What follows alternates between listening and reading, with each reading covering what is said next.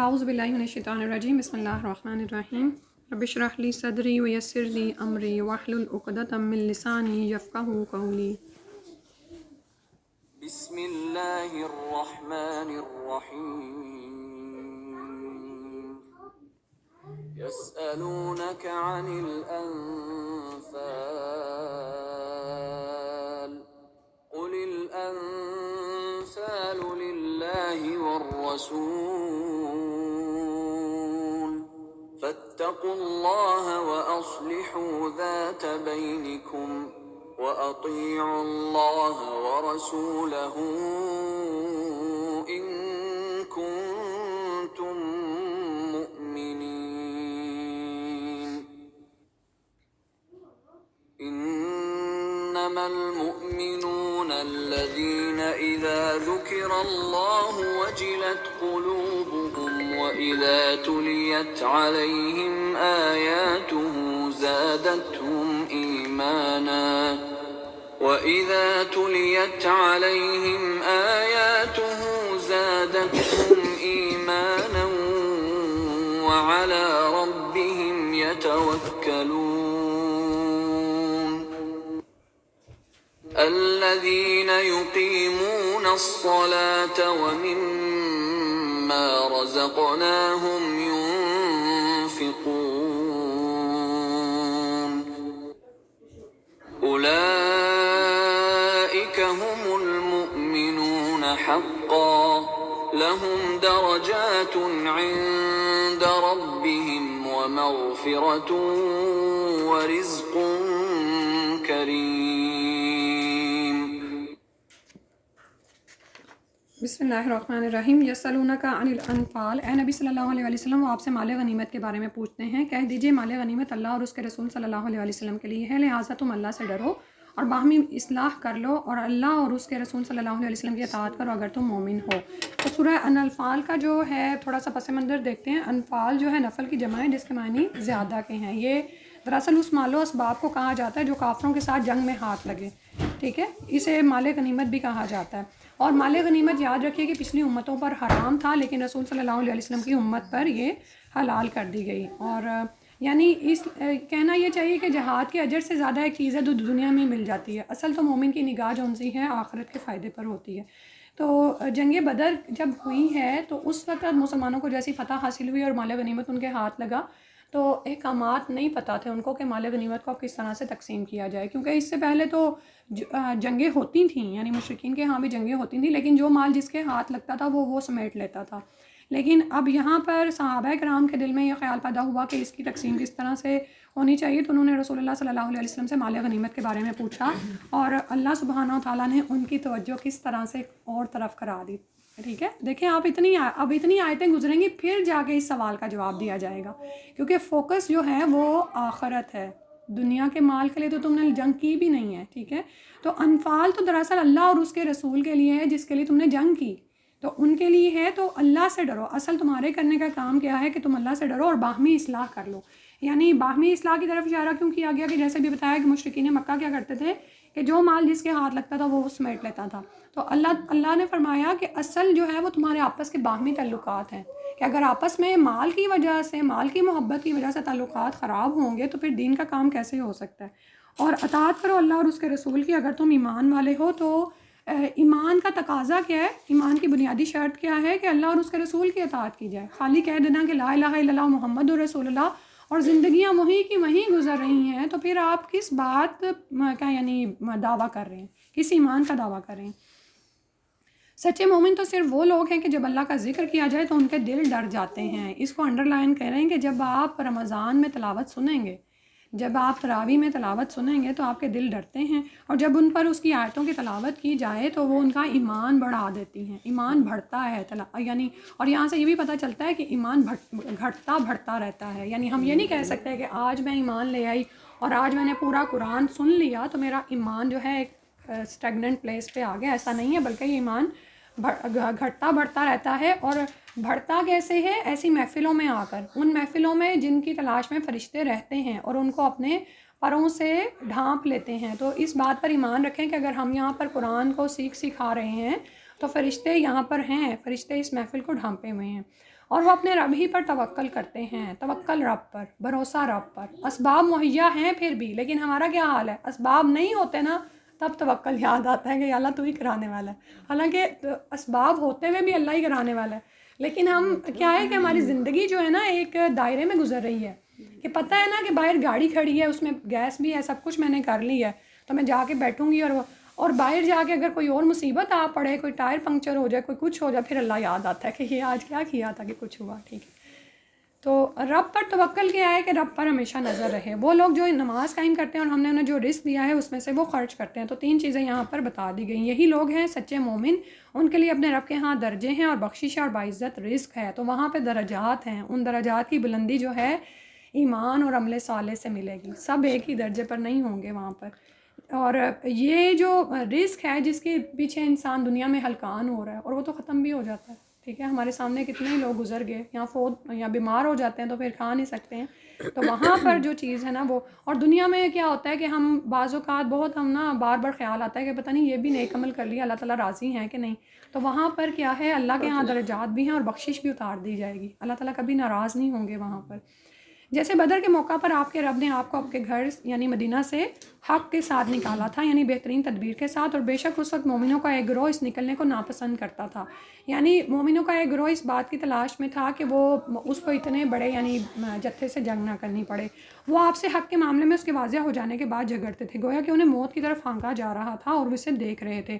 اور جب اللہ تم سے 2 گروہوں میں سے ایک کا وعدہ کر رہا تھا کہ یقیناً وہ تمہارے لیے ہے، اور تم چاہتے تھے کہ جو غیر مسلح تجارتی قافلہ ہے وہی تمہارے ہاتھ لگے، تو یہاں پر جنگ بدر کا پس منظر آپ کے علم میں ہوگا کہ رسول صلی اللہ علیہ وسلم جب مدینہ میں آئے ہیں تو مشرکین مکہ نے وہاں پر بھی ان کی نہیں جان چھوڑی، تو آپ صلی اللہ علیہ وسلم ایسی تدابیر کرتے رہتے تھے کہ جن سے انہیں علم میں آ جائے کہ مسلمان کمزور نہیں ہیں، اور اس سلسلے میں جو مختلف دستے مدینہ کے اطراف میں بھیجے جاتے تھے، اور ایسا ہی ایک دستہ لے کر رسول صلی اللہ علیہ وسلم نکلے اور آپ ابو سفیان کے قافلے کے پیچھے تھے، اور جو کہ تجارتی قافلہ لے کر واپس جا رہا تھا بڑی کامیابی کے ساتھ، اور اس پر بہت مال لدا ہوا تھا، اور وہ اس مال کو مسلمانوں کے خلاف استعمال کرنا چاہتے تھے، ٹھیک ہے۔ تو رسول اللہ صلی اللہ علیہ وسلم تجارتی یہاں سے جو ہے نا وہ سریے بھیجتے رہتے تھے تاکہ ان کو اندازہ ہو جائے کہ اب ان کی تجارتی گزرگاہیں محفوظ نہیں ہیں، کیونکہ ان کے یوزلی جو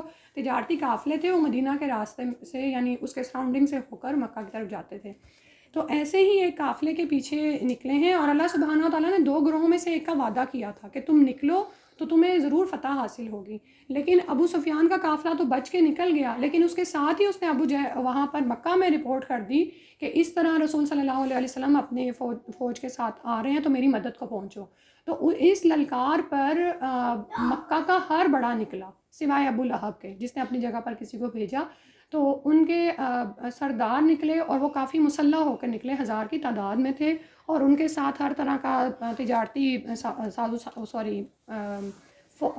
فوجی ساز و سامان وغیرہ تھا اور سواریاں بھی تھیں۔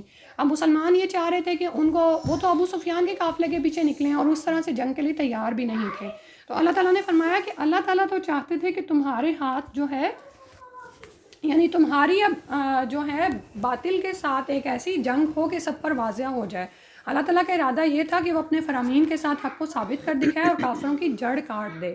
یہاں پر اللہ سبحانہ و تعالیٰ اسی لیے جو ہے نا بدر کو یوم الفرقان بھی کہا جاتا ہے، فرقان کا مطلب ہوتا ہے کہ حق اور باطل کے درمیان کسوٹی، تو اللہ تعالیٰ کیا چاہتے تھے کہ ایک ایسا دن ہو کہ جس وقت حق ہو جائے اور باطل ہو جائے، تو فرمایا کہ تاکہ وہ حق کو حق کر دکھائے اور باطل کو باطل کر دکھائے، اگرچہ مجرم لوگ اسے ناپسند ہی کریں۔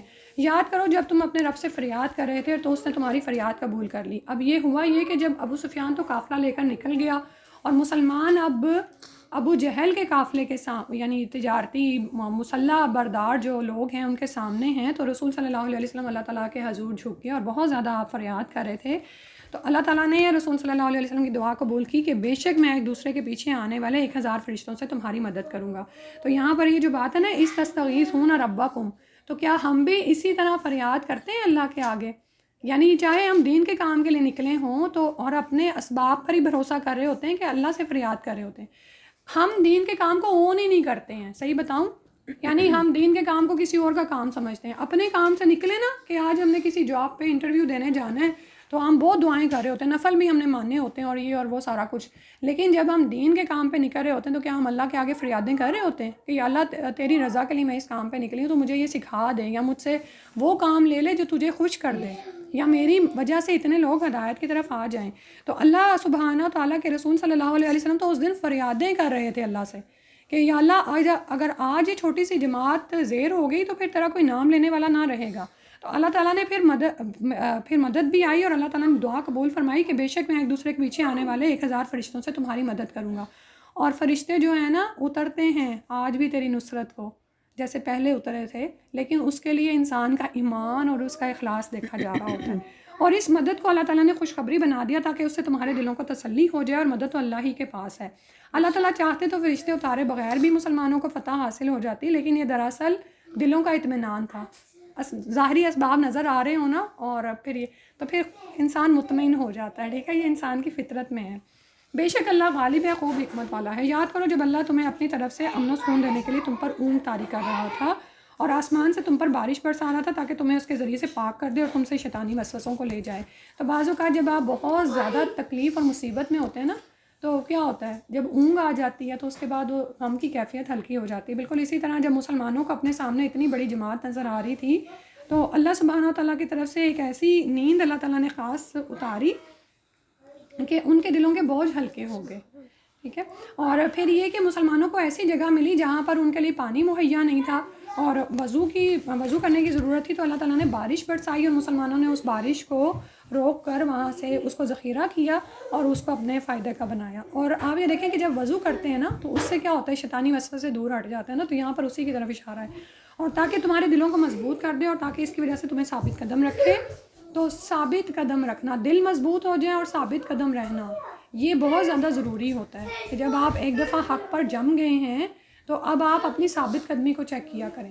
ٹھیک ہے, اور اس کے لیے دعا بھی کیا کریں. اے نبی صلی اللہ علیہ وسلم, جب آپ کا رب فرشتوں کی طرف وحی کر رہا تھا کہ بے شک میں تمہارے ساتھ ہوں, چنانچہ تم ان کو ثابت قدم رکھو جو ایمان لائے ہیں, میں جلد ہی ان لوگوں کے دلوں میں رعب ڈال دوں گا جنہوں نے کفر کیا. چنانچہ تم ان کی گردنوں پر وار کرو اور ان کے ہر پور پر ضرب لگاؤ. ٹھیک ہے, اور یہ اس لیے کہ بے شک انہوں نے اللہ اور اس کے رسول کی مخالفت کی, اور جو کہ اللہ اور اس کے رسول کی مخالفت کرے گا تو یقیناً اللہ سخت سزا دینے والا ہے. بس تم یہ سزا چکھو, اور بے شک کافروں کے لیے دوزخ کا عذاب تیار ہے. اے ایمان والو, جب تمہارا ان لوگوں کے لشکر سے مقابلہ ہو جنہوں نے کفر کیا تو تم ان سے پیٹھے نہ پھیرو. یہ جو ہے حکم دیا جا رہا ہے, اور آپ کو پتہ ہے میدان جنگ سے بھاگ جانا جو ہے وہ گناہ کبیرہ میں سے ہے. اور جو شخص اس دن ان سے پیٹھ پھیرے گا سوائے اس شخص کے جو لڑائی کے لیے پینترا بدلنے والا ہو, یعنی یہاں پر اب استثنائی کیفیات بتا دی گئی ہیں, یا اپنے کسی گروہ کی پناہ لینے والا ہو. یعنی اگر آپ کو نظر آ رہا ہے کہ سامنے ایک بڑا جتھا ہے اور آپ اس سے جنگ نہیں کر سکتے تو یہاں تو آپ کوئی جنگی تدبیر چلیں گے, اس سائڈ پہ ہو جائیں یا اس سائڈ پہ, یا پھر پیچھے ہٹتے ہوئے اپنے کسی ساتھی فوج سے آ ملیں, تو پھر اس کی اجازت ہے. اب اس بات کو ہم آج کے دور میں کہاں فٹ کریں گے, جیسے اب تو جنگ نہیں ہے نا, تو ہم جنگیں تو ہوں گی نا, تو اب اس کو ہم جنگیں تو اب بھی ہوتی ہیں. ٹھیک ہے, تو یہ ہم نے اپنے بچوں کو سکھانا ہے. جیسے میرا بھائی تو خود آرمی میں ہے, تو وہ کہتا ہوتا تھا کہ گولی کھائیں گے تو سینے پہ کھائیں گے. ٹھیک ہے, تو یہ مائیں سکھاتی ہیں نا. جنگ تو ہوتی ہیں, جنگیں تو اب بھی ہوتی ہیں, اور اس نے بہت سارے آپریشنز میں وہ الحمدللہ ماشاءاللہ اس نے حصہ لیا. اور آج اپنی نوجوان نسل کا حال دیکھ لیں, گھبراتے ہیں فوج میں جانے سے, کیونکہ وہ جو ٹریننگ دیتے ہیں نا آپ کو اتنے سالوں کی, تو وہ تو بہت ہی دل گردے والا کام ہوتا ہے. ٹھیک ہے, تو وہ ڈیپینڈ کرتا ہے کہ پیچھے سے تربیت کیسی ہے. یعنی یہ کوئی بڑائی کی بات نہیں ہے, لیکن مجھے اپنے باپ کی تربیت یاد ہے کہ وہ یعنی شیر کی نگاہ رکھتے تھے. یعنی آپ امیجن نہیں کر سکتے کہ ذرا بھی ہمارے بول چال میں, لہجے میں, یا ہماری چال چلن میں یا ان چیزوں میں کوئی خرابی آتی تھی جس کو ہم لاڈ کہہ کے اگنور کر دیتے ہیں, وہ چیز نہیں تھی. اور یعنی ہم ان کو کہہ نہیں دے سکتے کہ مجھے یہ تکلیف ہے اور آج میں اسکول نہیں جا رہے اور ہم یہ کریں اور وہ کریں. کوئی ہم نے اپنے گھروں میں نہیں دیکھا. تو یہ چیز تھی کہ وہ پھر وہ جم گیا اپنے جگہ پر نا. ادروائز بہت سے لوگ ہیں کہ آرمی جوائن کر کے اس کو چھوڑ کے آ جاتے ہیں. ٹھیک ہے, تو جو ادبار جو پیٹ پھیر کے بھاگنے سے اس کو ہم ریلیٹ کر سکتے ہیں. جیسے اگر یعنی کچھ دین کے کام کے لیے جب بھی نکلیں اور اس سے بھی آپ کر سکتے ہیں. ہاں, جیسے اگر آپ دین کے کام پیٹ پھیر کے آپ واپس پلٹ جائیں بلا مطلب اس لحاظ سے آپ اس کو آج کے دور کوئی میں آپ نے یعنی آپ نے کمٹمنٹ کی ہوئی ہے تو آپ اس کے کوئی آپ کے پاس اب ظاہر ہے جب آپ نے دین کے راہ پر چلیں تو رکاوٹیں تو آئیں گی، شیطان کی طرف سے کوئی حملہ ہوتا ہے تو آپ کیا کرتے ہو؟ آپ پھر کہتے ہو نہیں آپ یہ میں اب دین کی طرف آ گئی ہوں، یہ مصیبتیں میرے سامنے آ گئی، تو پھر اس وقت اپنی کمٹمنٹ میں جم جائیں، اس وقت آپ کی وہ چیز دیکھی جا رہی ہوتی ہے.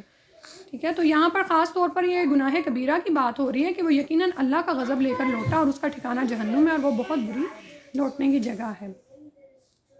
تو یعنی یہ جو بتایا گیا نا کہ کسی فوج سے جا ملنے والا ہو یا پینترا بدلنے والا ہو، اس کے علاوہ اگر ایسے کرے گا نا تو پھر اس کا ٹھکانہ یہ ہے نعوذ باللہ.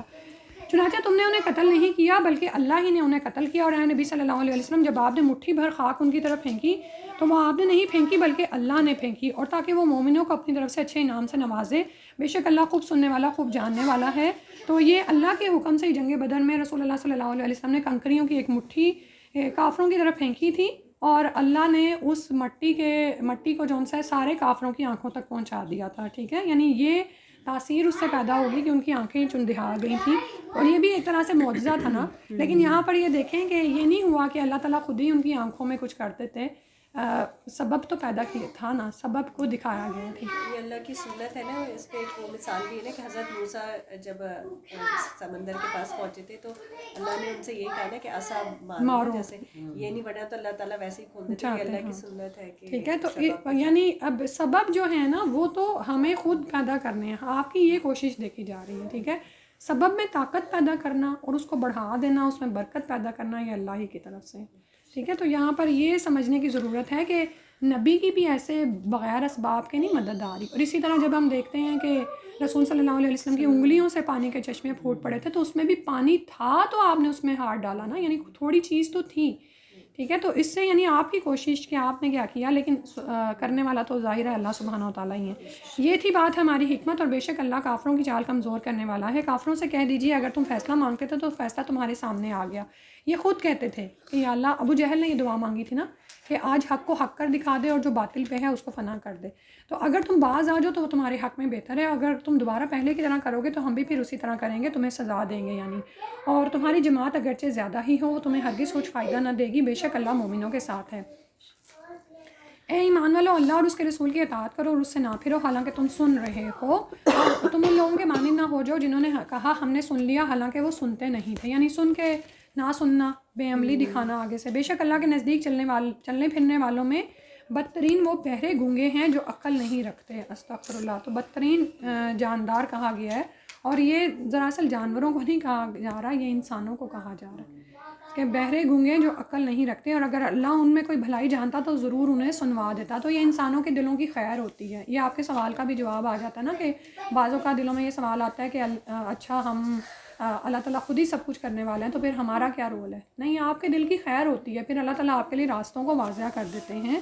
تو اللہ تعالیٰ سے طلب رکھا کریں. ہدایت ایسی قیمتی چیز ہے نا جو بغیر مانگے نہیں ملتی. دنیا کی ہر نعمت بغیر مانگے ملتی ہے. اللہ تعالیٰ نے رزق سے آپ کا وعدہ کیا ہوا ہے، آپ کے بچوں کا بھی رزق اترے گا ہی اترے گا، لیکن ہدایت ایسی چیز ہے جو بغیر مانگے نہیں ملتی.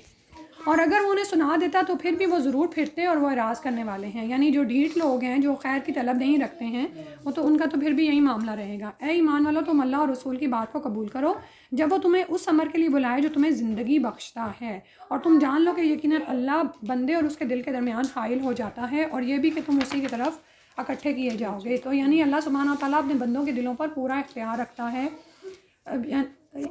آپ یہ دیکھیں کہ دل کس طرح سے پلٹتے ہیں نا، بار بار پلٹتے ہیں. تو بار بار اللہ تعالیٰ سے جڑنے کی ضرورت ہے. اور اس فتنے سے ڈرو جو تم میں سے خاص طور پر صرف ان لوگوں کو نہیں پہنچے گا جنہوں نے ظلم کیا، بلکہ سب اس کی زد میں آ سکتے ہیں. ٹھیک ہے، تو اور تم جان لو کہ بے شک اللہ سخت سزا دینے والا ہے. اور یاد کرو جب تم بہت تھوڑے تھے، زمین میں کمزور سمجھے جاتے تھے، تم اس بات سے ڈرتے تھے کہ کہیں لوگ تمہیں اچک نہ لے جائیں، تو اللہ نے تمہیں ٹھکانہ دیا اور اپنی نصرت کے ساتھ تمہاری تائید کی اور تمہیں پاکیزہ چیزوں سے رزق دیا تاکہ تم اس کا شکر ادا کرو. تو اس میں مکی زندگی کے وہ جو خطرات ہیں نا ان کا بیان ہے کہ اس کے بعد اللہ سبحانہ و تعالیٰ نے اب تمہیں نعمتیں عطا کی ہیں تو دیکھو کہ تم پھر اللہ تعالیٰ کا شکر ادا کرو. اے ایمان والو، تم اللہ اور اس کے رسول صلی اللہ علیہ وسلم سے خیانت نہ کرو اور نہ تم آپس کی امانتوں میں خیانت کرو جبکہ تم جانتے ہو. یعنی مطلب کیا ہے خیانتوں میں یہ صرف چیزوں کی خیانت نہیں ہوتی بلکہ حقوق و فرائض کی خیانت کا بھی یہاں پر ذکر آ رہا ہے. تو یعنی امانت میں خیانت منع کیا گیا ہے. اطاعت الہی اور اطاعت رسول صلی اللہ علیہ وسلم میں بھی آپ یہ دیکھیں نا کہ جو حقوق آپ پر عائد ہوتے ہیں, جو فرائض آپ نے پورے کرنے ہیں, وہ سب کچھ آپ پورے کریں. اور جان لو یقیناً تمہارے مال اور تمہاری اولاد فتنہ ہے, اور جان لو بے شک اللہ ہی کے پاس اجر عظیم ہے. اولاد اور مال فتنہ ہیں, ٹھیک ہے, انہی سے آپ نے اپنی آخرت کو کمانا ہے. لیکن اگر آپ نے ان کے پیچھے لگ کر اپنی عاقبت بگاڑ دی اور اللہ تعالیٰ کو ناراض کر دیا تو یہ آزمائش ہے جس میں آپ ناکام ہوگے. ٹھیک ہے, سمجھ آ رہی؟ فتنہ کس کو کہتے ہیں؟ آزمائش کو, بلا کو یا ایگزام کو. تو یہ دونوں ایگزام ہیں, مل رہے ہیں تو بھی ایگزام ہے, نہیں ملا تو بھی ایگزام ہے. ٹھیک ہے, یعنی مال اگر نہیں ہے تو صبر کا امتحان ہے, اگر ہے تو پھر شکر کا امتحان ہے, اور پھر یہ کہ آپ اس کو کس راہ میں لگا رہے ہیں. آپ یہ دیکھیں کہ آج اگر ایک عورت اپنے بچے کو بڑا کرنے میں, اس کی تربیت کرنے میں اور یعنی اس کو کھلانے پلانے میں اپنی نمازیں ہی قضا کرتی چلی جا رہی ہے تو وہ فتنے میں پڑی ہوئی ہے نا. ٹھیک ہے, اور یہی وہ اولاد ہے کہ وہ ایسا فتنہ بنے گی کہ اس کو پھر چین نہیں دے گی.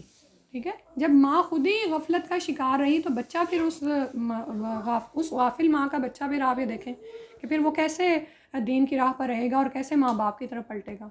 کتنے ہی لوگ ہیں, نسلوں کی نسلیں آگے پھر برباد ہو جاتی ہیں, نعوذ باللہ من ذالک. تو اللہ ہی کے پاس اجر عظیم ہے, لیکن اس اولاد کو اپنے فائدے کے لیے بھی نہیں بڑا کرنا.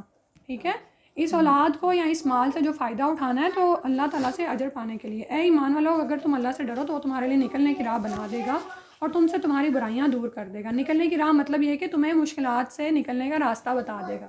ٹھیک ہے, تو تقویٰ اختیار کیا جائے تو اللہ تعالیٰ ہدایت کے راستوں کو واضح کر دیتے ہیں. آپ کو سمجھ آ جاتی ہے کہ اب آپ نے کیا کرنا ہے.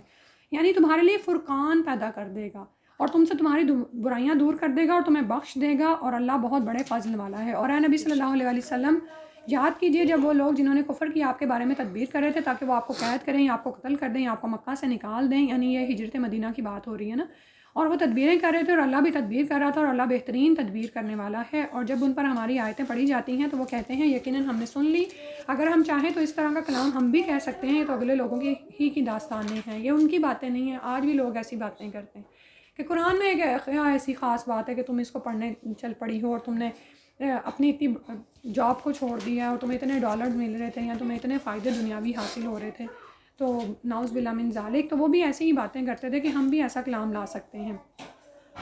اور جب انہوں نے کہا کہ اے اللہ اگر یہ قرآن تیری طرف سے حق ہے تو ہم پر آسمان سے پتھر برسا یا ہم پر دردناک عذاب لے آ, اور اے نبی صلی اللہ علیہ وسلم اللہ ایسا نہیں کہ انہیں عذاب دے جبکہ آپ بھی ان کے درمیان موجود ہوں. یعنی یہ رسول صلی اللہ علیہ وسلم کے ان کے درمیان ہونے کی رحمت کی وجہ سے ان پر عذاب نہیں آ رہا تھا, اور اللہ انہیں عذاب دینے والا نہیں جبکہ وہ بخشش مانگتے ہوں. یعنی ان میں سے کچھ ایسے لوگ ہیں جو بخشش طلب کرتے ہیں تو اللہ تعالیٰ سارے پھر اس امت کو ہلاک نہیں کرتے. اور اب ان کے لیے کون سی وجہ ہے کہ اللہ انہیں عذاب نہ دے جبکہ وہ لوگوں کو مسجد حرام سے روکتے ہیں, حالانکہ وہ اس کے متولی نہیں ہیں. یعنی وہ اس کے کوئی ٹھیکیدار تو نہیں لگے ہوئے ہیں کہ لوگوں کو ان راہوں سے روکتے ہیں. جیسے انہوں نے آپ دیکھیں کہ جب صلح حدیبیہ ہوئی ہے تو رسول صلی اللہ علیہ وسلم کو کیا دکھایا گیا تھا کہ آپ خواب میں عمرہ کریں اپنے صحابیوں کے ساتھ, لیکن آپ روک دیے گئے اور آپ کو وہیں پر ہی جو سا ہے قربانیاں بھی کرنی پڑی ہیں اور حلق بھی کروانے پڑے. تو اللہ تعالیٰ نے فرمایا ایسے لوگوں کے لیے تو عذاب ہے, اس کے متولی تو متقی لوگ ہی ہیں. یعنی خانہ کعبہ کے متولی متقی لوگ ہیں, اور لیکن ان میں سے اکثر اس حقیقت کو نہیں جانتے. اور بیت اللہ کے پاس ان مشرکین کی نماز سیٹیاں اور تالیاں بجانے کے سوا کچھ نہیں تھی. یہ جو ہم اس دن کہہ رہے تھے نا کہ دین کو مذاق نہ بنایا جائے, اور آج بھی آپ یہ دیکھیں کہ یہ جو عرس کی محفلیں سجتی ہیں, دربار سجائے جاتے ہیں اور یہ اللہ کے نام پر اور وہ اس کو دینی کام سمجھ رہے ہوتے ہیں, اور اس پر کیا ہو رہا ہوتا ہے, ڈھول تاشے اور تالیاں بج رہی ہوتی ہیں, عورتیں ڈانس کر رہی ہوتی ہیں. اور نعوذ باللہ جو سننے میں ریسنٹلی خبر آئی کہ یہ جو تیسری بدعت شروع کی ہوئی ہے تیسری عید کے نام پر, اس میں خواتین باقاعدہ بازاروں میں گلیوں میں ڈانس کرتی ہوئی نظر آئیں اور یہ سب کچھ. تو یعنی اور وہ دین کے نام پر ہو رہا ہے, باقاعدہ اس کی نماز بھی پڑھی جاتی ہے اس دین کی, اور اس پر جو ہے یہ گلا گلا کیا جاتا ہے. تو ان کا بھی کیا حال تھا کہ بیت اللہ کا ننگا طواف کرتے, طواف کے دوران انگلیاں منہ میں ڈال کر سیٹیاں اور ہاتھوں سے تالیاں بجاتے, اس کو عبادت اور نیکی تصور کرتے تھے. استغفر اللہ. اور آج بھی جو ہے نا یعنی ولی اولیاء اللہ جو ہو سکتا ہے اپنے زمانے میں واقعی اولیاء اللہ رہے تھے اور انہوں نے ایسی تعلیم نہیں دی تھی, ان کے مزاروں پر جا کر دھمال ڈالنے کو یہ لوگ فرض سمجھتے ہیں اور نمازوں کو چاہے قضا کر دیں. ساری رات یہ قوالیاں اور یہ سب کچھ ہوتا ہے, چاہے فجر کی نمازیں قضا ہوتی رہے. کہاں ہیں ایسے احکامات؟ دیکھیں نمازیں ساری ہی جو ہیں فرائض 5 فرض ہیں, اور تہجد کی نماز کی کتنی زیادہ فضیلت آئی ہے. تو کیسے دین جو ہے پیچھے چلا گیا ہے، نعوذ باللہ۔ چنانچہ تم عذاب چکھو اس کفر کی وجہ سے جو تم کرتے تھے، بے شک جن لوگوں نے کفر کیا وہ اپنے مال خرچ کرتے ہیں تاکہ وہ لوگوں کو اللہ کے راستے سے روکیں، تو وہ ابھی اور مال خرچ کریں گے، پھر وہ ان کے لیے باعث حسرت ہوگا، پھر وہ مغلوب ہو جائیں گے، اور جنہوں نے کفر کیا وہ جہنم کی طرف اکٹھے کیے جائیں گے۔ تو ابو سفیان کا کیا حال تھا، جیسے آپ کو بتا رہی ہوں نا کہ یہ لے کر نکلے تھے تجارتی قافلہ، اور جو فائدہ ان کو حاصل ہونا تھا وہ انہوں نے مسلمانوں کے خلاف ہی استعمال کرنا تھا۔ اور نعوذ باللہ ہم بھی بعض اوقات جو ہیں وہ کس طرح سے بیکار مال کو ضائع کر رہے ہوتے ہیں نا، تو اس میں دیکھا کریں کہ کہیں ایسا تو نہیں ہے کہ دین سے روکنے کے راستے میں ہی مال جا رہا ہو، تاکہ اللہ ناپاک کو پاک سے الگ کر دے اور ناپاک لوگوں کو ایک دوسرے کے اوپر تلے رکھ کر سب کا ڈھیر لگا دے، پھر اسے جہنم میں ڈال دے، یہی لوگ خسارہ پانے والے ہیں۔ یعنی اللہ کے ہاں تو ان خبیث لوگوں کی کیا وقت ہے، کچھ بھی نہیں ہے، ٹھیک ہے۔ اور یہ جو یوم الفرقان ہے، یوم البدر ہے، تو اس دن کیا ہوا ہے، حق اور باطل کو یعنی طیب اور خبیث الگ الگ ہو گئے نا، تو اللہ تعالیٰ نے خبیث کو ایک دوسرے کے اوپر ڈھیر کر کے، جیسے کل ہم پڑھ رہے تھے نا کہ جہنم میں جماعتوں کی جماعتیں گرائی جائیں گی، اور یہی اصل خسارہ ہے۔ اے نبی صلی اللہ علیہ وسلم، جن لوگوں نے کفر کیا ان سے کہہ دیجیے کہ اگر وہ باز آ جائیں تو جو کچھ پہلے ہو چکا وہ انہیں معاف کر دیا جائے گا، ٹھیک ہے۔ یعنی یہ کتنی زیادہ تسلی کی بات ہے کہ جب انسان اللہ کی طرف آنا چاہتا ہے نا تو اس کا اپنے پچھلے گناہ بےقرار کرتے ہیں، ٹھیک ہے۔ تو اللہ تعالیٰ نے فرما دیا کہ جو کچھ پہلے ہو چکا وہ انہیں معاف کر دیا جائے گا، اور اگر وہ دوبارہ وہی کریں گے تو بلا شبہ اگلے لوگوں کا جو طریقہ گزر چکا ہے وہی ان کا انجام ہوگا۔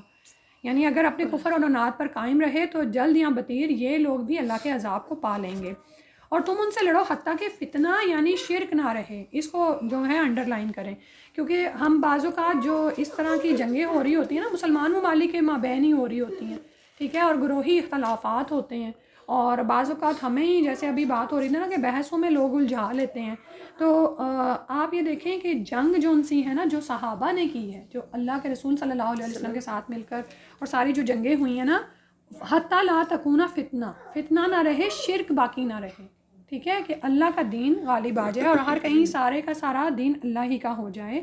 پھر اگر وہ کافر باز آ جائیں تو بے شک اللہ ان کے کاموں کو خوب دیکھ رہا ہے، ٹھیک ہے۔ تو دراصل کفر کا خاتمہ کرنے کے لیے، اللہ کے دین کو بلند کرنے کے لیے جہاد کیا جاتا ہے، ٹھیک ہے، اپنے اقتدار کی طلب کے لیے یا جو بھی لوگوں کے ذاتی مفادات ہوتے ہیں اس کے لیے جہاد نہیں کیا جاتا۔ تو بعض اوقات یہ سوال دلوں میں پیدا ہوتا ہے نا، اور آج تو بہت ساری ایسی جماعتیں بن گئی ہوئی ہیں جو کہ لوگوں کو بغیر کسی حکومتی سرپرستی کے یا بغیر کسی عالم دین کے یعنی اس میں آپ کو اپنی طرف کھینچتی۔ بہت سی تنظیموں کا نام آپ نے سنا ہوگا، داعش ہیں یا ایسی اور بھی بے شمار جماعتیں تھیں جو کہ گزر چکی، تو وہ نوجوان نسل کو کس طرح سے تباہ کرتی تھیں نا۔ تو یہی بات وہ آپ والی بات آ گئی کہ ہم یہ سیکھیں گے تو ہمیں پتہ چلے گا کہ اپنے بچوں کی تربیت کیسے کرنی ہے۔ بہت سے دینی گھرانوں کے بچے اس چکر میں ایسی جماعتوں کے میں پھنس گئے کہ ہم تو یہ شہید ہونے جا رہے ہیں، نعوذ باللہ من ذالک۔ اور اگر وہ پھریں تو جان لو کہ یقیناً اللہ ہی تمہارا کارساز ہے، وہ بہترین کارساز اور بہترین مددگار ہے۔ اور اے مسلمانوں جان لو کہ جو کچھ بھی تم مال غنیمت حاصل کرو اس میں سے 5واں حصہ یقیناً اللہ کے لیے ہے اور رسول کے لیے اور اس کے رشتہ داروں، یتیموں، مسکینوں اور مسافروں کے لیے ہے۔ اور اگر تم اللہ پر ایمان لائے ہو اور اس پر جو ہم نے اپنے بندے پر فیصلے کے دن اتارا جس دن 2 فوجوں میں ٹکراؤ ہوا تھا، یعنی جو یوم البدر کو، اور اللہ ہر چیز پر خوب قدرت رکھتا ہے۔ تو یہاں پر آپ یہ دیکھیں کہ آیت نمبر 41 میں جا کے بتایا گیا کہ مال غنیمت کو کس طرح سے تقسیم کرنا ہے۔ اس سے پہلے کیا تربیت ہو رہی ہے، آخرت پر نظر رکھو، دنیا کے مال کے پیچھے نہ جاؤ، ٹھیک ہے۔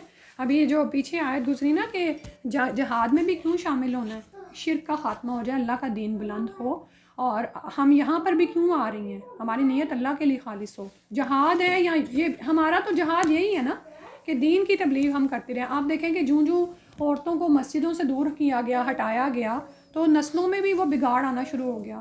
عورت ہی پڑھی لکھی نہیں ہے، عورت ہی جہاد نہیں کر رہی، نہ گھر میں، ہمارا تو گھروں میں بھی جہاد ہے۔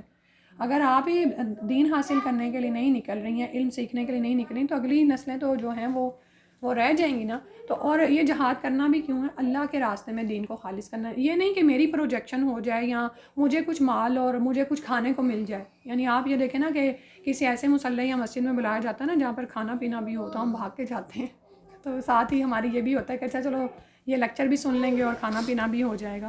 تو اللہ تعالیٰ تو آپ کی نیتوں کو جانتا ہے نا۔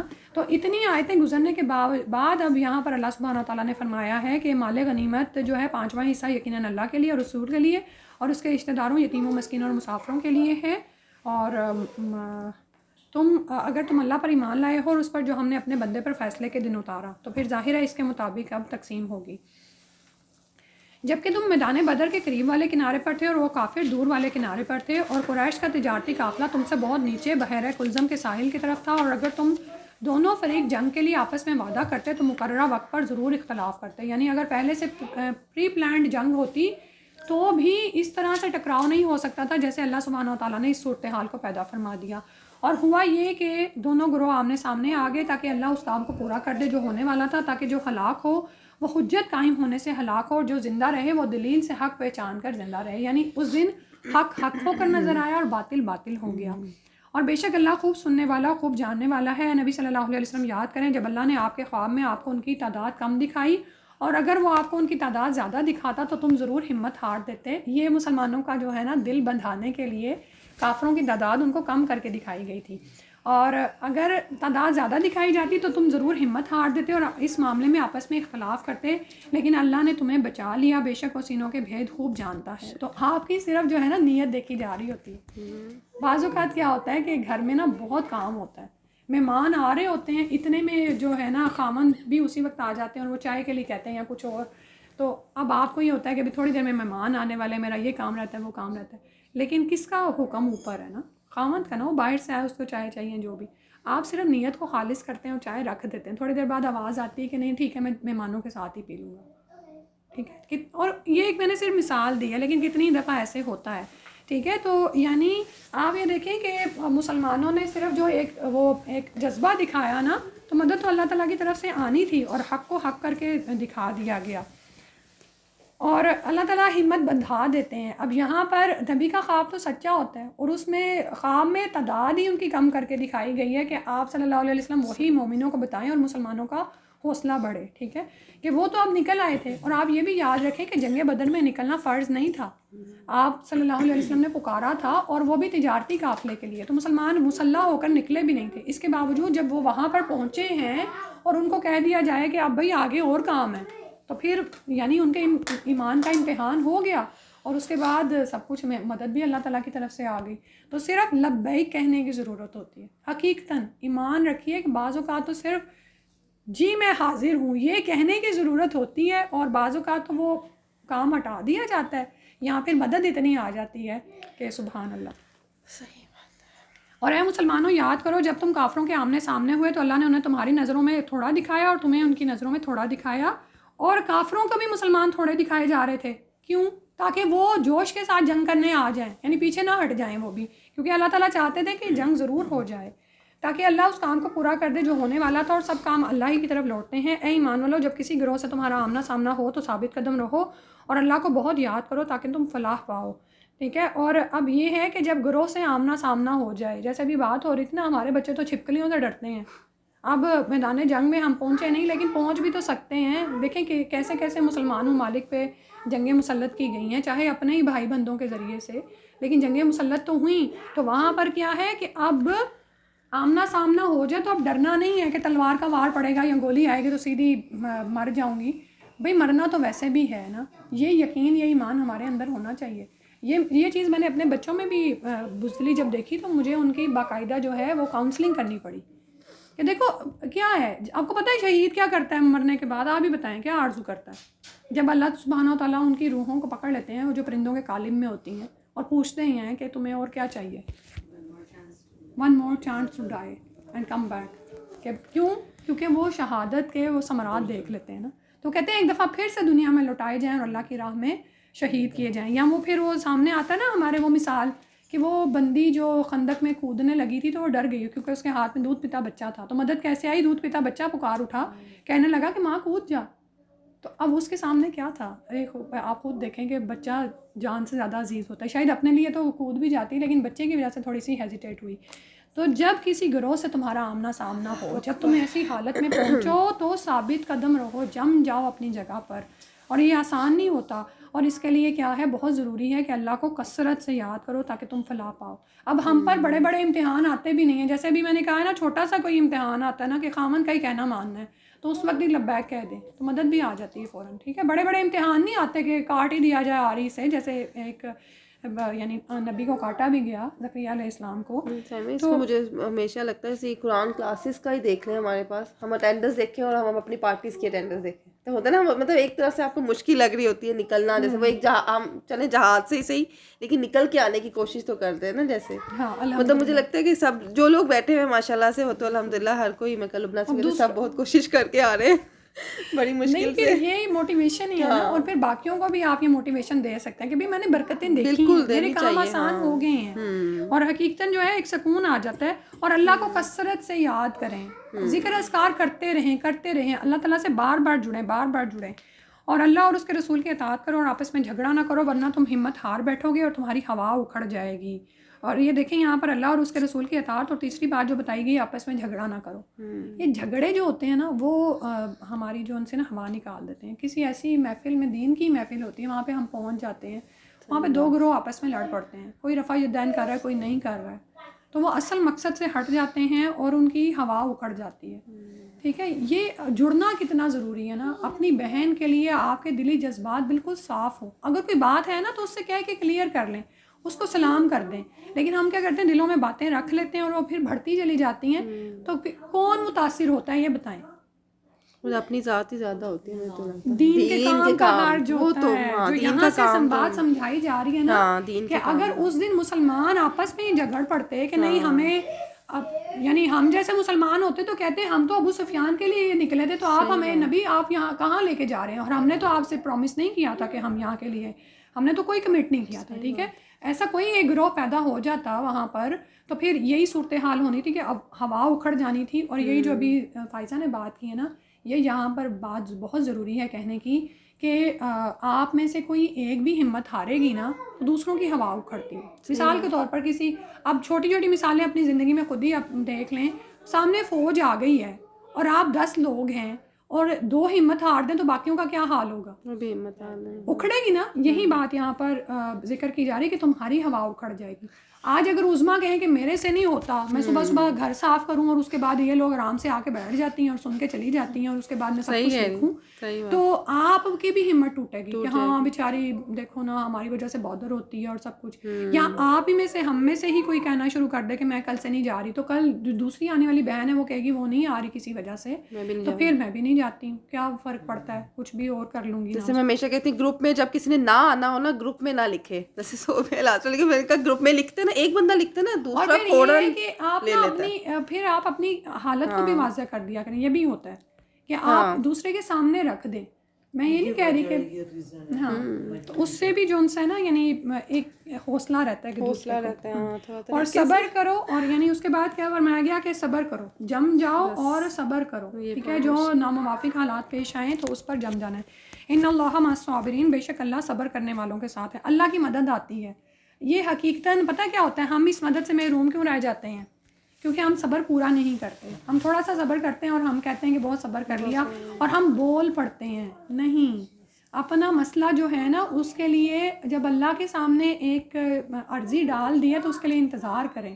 ہم نہیں انتظار کرتے, ہم ادھر فون کرتے ہیں ادھر فون کرتے ہیں, وہ مدد چلی جاتی ہے. پھر یہ بالکل روزے سے آپ لے لیں کہ روزے میں آپ صبر کر رہے ہوتے ہیں نا, دوپہر کے وقت ایک بہت زیادہ غنودگی ہوتی ہے.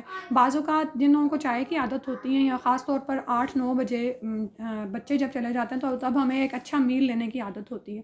وہ روزوں میں تو نہیں مل رہا نا, تو اس وقت ایک ہوتا ہے, تو ہم کہتے ہیں نہیں تھوڑا سا ٹائم, پھر وہ ٹائم گزر جاتا ہے نا, آدھا پونا گھنٹہ, پھر آپ اس کے بعد پھر ٹھیک ہو جاتے ہیں. پھر اس کے بعد دوپہر میں ایسی کیفیت آتی ہے, بعض اوقات ایسی عصر کے بعد آتی ہے. ٹھیک ہے, لیکن پھر کیا ہوتا ہے, افطاری میں دل لگتا فائنلی آپ روزہ کھول لیتے ہیں. ٹھیک ہے, تو صبر کا بھی یہی معاملہ ہے کہ جس وقت پھل ملنے والا ہوتا ہے نا, ہم کھسک جاتے ہیں, تو پھر وہ ان اللہ مع الصابرین نہیں رہتا.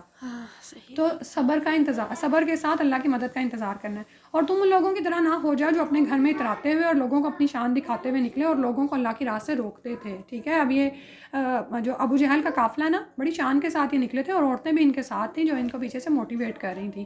اور جو کچھ وہ کر رہے ہیں اللہ اس کا احاطہ کیے ہوئے ہے. اور یاد کرو جب شیطان نے ان کے اعمال ان کے لیے سجا کر پیش کیے, اور وہ کہنے لگا آج لوگوں میں سے کوئی تم پر غالب نہیں آ سکتا, یعنی وہ خود کو حق پر سمجھ رہے تھے کہ آج ہم اس دین کا خاتمہ کر دیں گے. یہ جو نیا دین لے کر آ گیا ہے محمد صلی اللہ علیہ وسلم, تو ہم اس کو ختم کر دیں گے. اور شیطان ان کو ان کے اعمال سجا کر پیش کر رہا تھا, اور جتنا زیادہ بڑی جنگ ہوتی ہے نا، یعنی بدر سے بڑھ کر کوئی بھی یعنی بڑا مارکا نہیں تھا نا، تو شیطان اتنا ہی زیادہ اپنے چیلے چانٹے لے کر آیا اور ان کو کہنے لگا کہ آج تم پر کوئی غالب نہیں آ سکتا اور بے شک میں تمہارا ساتھی ہوں۔ پھر جب دونوں فوجوں کا آمنا سامنا ہوا تو الٹے پاؤں پھر گیا۔